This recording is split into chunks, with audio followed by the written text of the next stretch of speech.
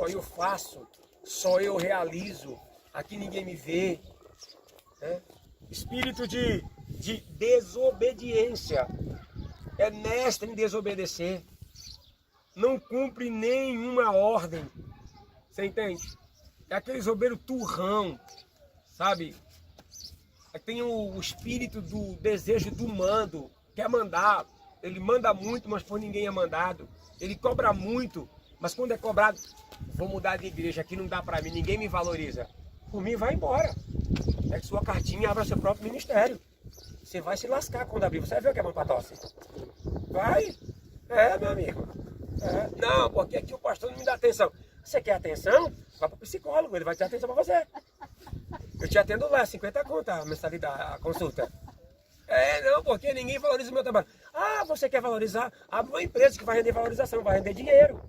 Se você estiver envolvido com uma obra de Deus, você não pode esperar nada do homem, mas esperar de quem Deus te comissionou. Amém ou não amém? Amém. Eu vou me embora daqui. Tá esperando o quê? Tchau. Vou abrir meu ministério, te dou a cartinha. Se vira. Ah, pastor, eu não aguento mais. Por que não aguenta? Porque não tem espírito de humildade. Ouvir, obedecer, sabe? Se sujeitar. Que não pode mais, Sivaldo. Ser carnal. Irmão, não dá para ter obreiro carnal. Obreiro carnal é pior de que cachorro vira-lata. Ele grita muito e tem pouco resultado. Ele se veste bem, mas sua pregação não tem conteúdo.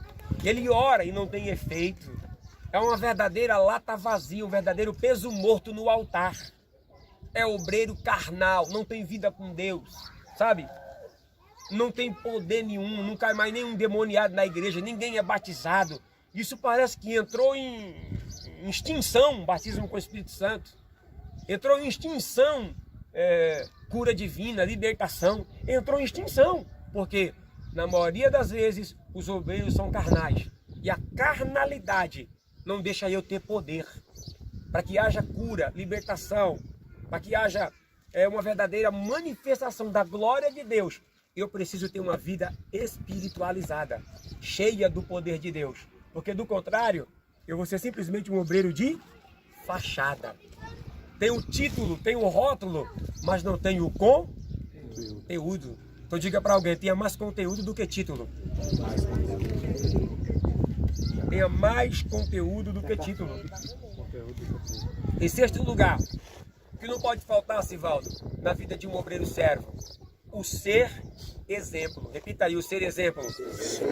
Irmão, você é um espelho de Deus, um espelho do ministério, um espelho para a sociedade. No meu primeiro livro que eu escrevi, eu coloquei lá que o pecador, ele não lê a Bíblia. O pecador, ele lê a vida do crente. E a vida do crente precisa ser o quê? Uma Bíblia aberta, para que todos possam ler e encontrar Deus.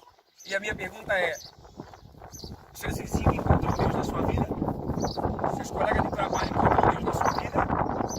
Olha aqui, obreiro precisa ser exemplo no trato com a esposa, no trato com os filhos, no trato com os empregados, no trato com os patrões. Precisa ser exemplo, comprar fiado e pagar. Se não puder pagar, justifica, pede prazo, não se esconde. O obreiro precisa ser exemplo, não falar palavrão. Precisa ser exemplo, andar com roupas decentes dentro e fora da igreja. Precisa ser exemplo para que os outros possam ver e dizer, ele fala pouco, mas o exemplo dele mostra que ele tem Deus. Porque não tem coisa pior do que você ter conteúdo, ter uma boa embalagem e um fraco conteúdo. Ter uma bonita embalagem e zero de conteúdo. Não é exemplo em nada. Amém ou não amém? É preciso ser o quê? Exemplo. Exemplo como se veste. Exemplo no que fala. Exemplo no que faz. Porque o meu exemplo arrasta outras pessoas. Sim ou não? Sim ou não? Sim. Lá na Missão Jocum, a gente aprendeu o seguinte. Você dá o primeiro passo e se torna um exemplo. E os demais olham o teu exemplo e seguem os teus passos. A minha pergunta é, o meu e o teu exemplo atrai pessoas ou distancia pessoas? Outro dia o rapaz dia não, faz tempo, 2004, por ali. Não, 2006. Fui dirigir a igreja da Chácara Maria Aparecida e a função da Escola Dominical, eu tenho a reunião que eu fiz com eles, eu fiquei assim, na época eu era presbítero, ele falou, presbítero, eu segui de presbítero. Falei, agora não sou mais presbítero, porque eu sou seu pastor, me chamam de pastor. Aí ele falou, a escola dominical aqui ninguém vem, tô logo avisando. Os que não gostam da escola dominical, tu tá à frente de quanto tempo? 2 anos, e ninguém nunca vem. Não, mas domingo vão vir.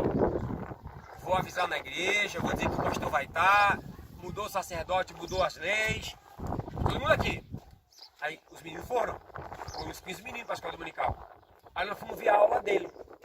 Meu amigo, a aula desse professor era mais ruim do que a própria ruindade. Ele ficava, Zaqueu subiu na figueira, né? E Jesus falou para Zaqueu, né? Desce da figueira, né? Porque na tua casa, né? Ele falou tanto, né? Que eu fiquei enlesado. Tanto. Eu falei para ele, meu filho, tá explicado. Porque que ninguém vem na tua aula. É porque tu não tem conteúdo. Tu não te preparou. Amém ou não amém? Amém ou não amém? Amém. Então diga para alguém, seja o exemplo que vão te seguir.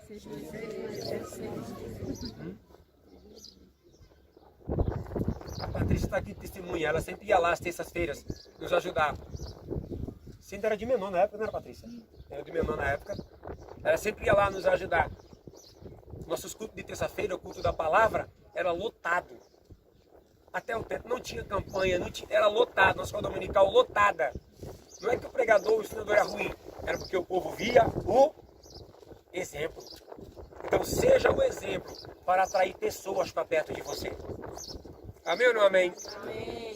Me diga uma coisa, será que seu filho, se você perguntar assim, filho, você quer ser o quê? Ou quer ser quem quando crescer? Será que seu filho vai dizer assim, papai, eu quero ser como o senhor? Ou ele vai dizer, não, eu quero ser como o Neymar. Não, eu quero ser como Gisele Bündchen. Eu quero ser como aquele cara lá do Velozes e Furiosos, o bombadão lá. É o Wiesel. Irmão, você precisa ser o exemplo, a tal ponto que os seus filhos digam, quando eu crescer, eu quero ser igual meu pai. Meu pai trata bem minha mãe. Meu pai não grita dentro de casa. Meu pai é um obreiro exemplar. Meu pai, quando eu crescer, eu não quero ser ninguém. Eu quero ser igualzinho meu pai. Eu quero ser igualzinho minha mãe. Amém ou não amém? Vou caminhar para me terminar. Faz 38 minutos que eu estou falando. Aguenta mais 10 aí ou não? Amém. Aguenta mais 10 aí ou não? Amém. Quem aguenta 10 minutos? 10, 20, 30, 40, 50. Exemplo. O último que eu falando aqui foi o C.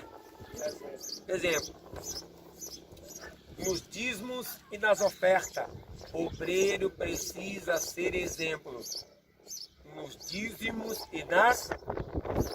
Não só para dar e contribuir, mas também para ensinar a igreja. E para também administrar o recurso da igreja. Por quê, pastor? A gente precisa ser o exemplo, não só dar, mas ensinar. O povo precisa aprender a ofertar, a dizimar e a contribuir. Quem vai ensinar? Nós. Nós vamos ensinar. Porque se a gente não ensinar, eles gastam dinheiro onde não devem gastar e não investem no reino de Deus. Deixa eu tentar lembrar o nome dele aqui. Perguntaram para ele, pastor, qual o problema de dificuldade financeira da igreja brasileira? Ele falou, nenhuma. A igreja brasileira é rica. Os crentes são ricos. O dinheiro dos crentes está no bolso ou está na conta. Aí perguntaram para ele, qual que é o problema então?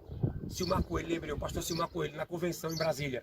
Aí ele falou assim, o problema são os pastores que estão aqui na minha retaguarda, que não ensinam para as ovelhas sobre dizimar e ofertar, porque tem medo de perder. Então a gente precisa ser exemplo, dando, contribuindo e ensinando. Porque toda vez que eu aprendo, que eu ensino isso, o maior beneficiado não sou eu, é a pessoa que aprende. Amém ou não amém? Amém. É preciso ser exemplo. Eu sei, não importa a quantidade, o que importa é a fidelidade daquilo que eu estou fazendo. Amém ou não amém? Amém. É preciso ser exemplo. Para mim chegar, onde eu quero chegar e concluir, que eu não cheguei ainda, onde eu quero chegar. Falando de vestimenta, diga aí, vestimentas. O homem tem que se vestir de forma modesta para ir para a igreja. Terno, paletó, gravata, você é obreiro. Você não vai comparecer diante do juiz do fórum da sua cidade, com a camisa aberta até aqui, mascando chiclete. E aí, seu juiz, beleza na represa? Não, mano, você é obreiro. O obreiro precisa ter uma veste padrão. Eu sei que aqui é muito quente. Se não der para usar o terno, um negócio bonitinho, direitinho, porque você é exemplo. As irmãs, roupas decentes. Por quê? Nós, como obreiros, vamos ser identificados pelos pecadores. Os pecadores, quando chegaram na igreja, vão perguntar: cadê o pastor? Vai identificar pelas vestes. Cadê? Ah, pelas vestes dos obreiros? Deve ser obreiro, deve ser obreira. Por quê? Se a gente não tiver um exemplo nisso, vamos confundir. Eu que ministro em tudo quanto é lugar, em vários lugares do Brasil, você chega na igreja e não sabe quem é quem. Para pedir uma informação, para ser recepcionado. O que acontece? Fica aquela desorganização. E a gente precisa ter um padrão. Para quê? Para que as pessoas vejam, diga, a igreja é pequena, mas é organizada. O local é humilde, mas tem um padrão de tratamento. Amém ou não amém? Amém? Outra coisa que precisamos melhorar como obreiro, recepção. Diga aí, recepção.